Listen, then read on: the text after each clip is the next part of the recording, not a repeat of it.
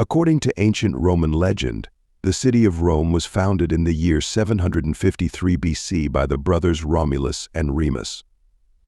The legend also says that the two brothers were abandoned when they were young, but a female wolf took care of them and breastfed them until they grew up and founded the city of Rome. This is the secret of the city's strange emblem, and according to the legend, it also happened a struggle between the two brothers over the rule of the city led to Romulus killing his brother Remus, making Romulus the first king of Rome. After Romulus, 6 kings ruled for about 250 years. The last of them was King Turcino, against whom the Roman people revolted and was expelled in 509 BC, becoming the last king. Thus the monarchy collapsed in the city, and the Roman people established a republican system that was headed by a consul who was elected and shared power with the Senate, which was also elected.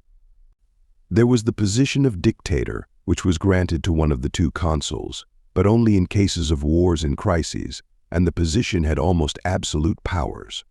The Roman Republic began to expand until it became a regional power.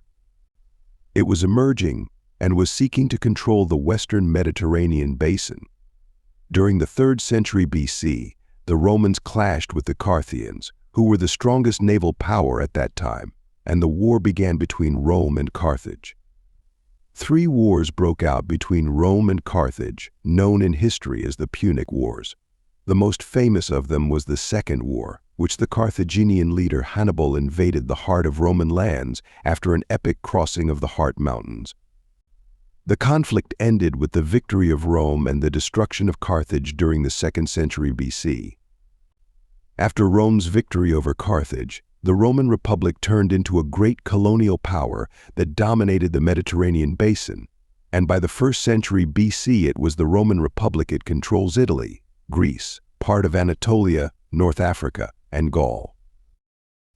In the year 49 BC, the leader Julius Caesar came to power, who had great conquests in Gaul and had great popularity among the Roman people. But during Julius Caesar's return from one of his conquests in Gaul, he violated Roman law. He refused to hand over the army's weapons when it entered Italian territory, as was stipulated in the law of the Roman Republic. From that moment, the Roman Civil War broke out. Julius Caesar was able to defeat all his enemies, led by Commander Pompey.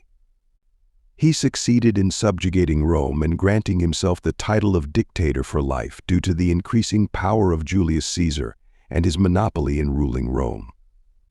The Senate decided to plot a plot to assassinate him, and Julius Caesar was actually assassinated by members of the Senate by stabbing him with daggers in the year 44 BC.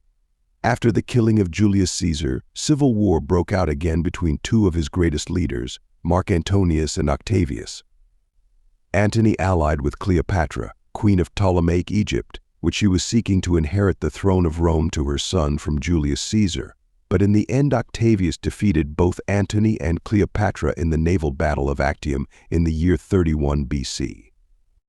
After the Romans took control of Egypt, Rome was transformed from a republic into an empire, and Octavius was declared the first Roman emperor in history under the name of Augustus Caesar.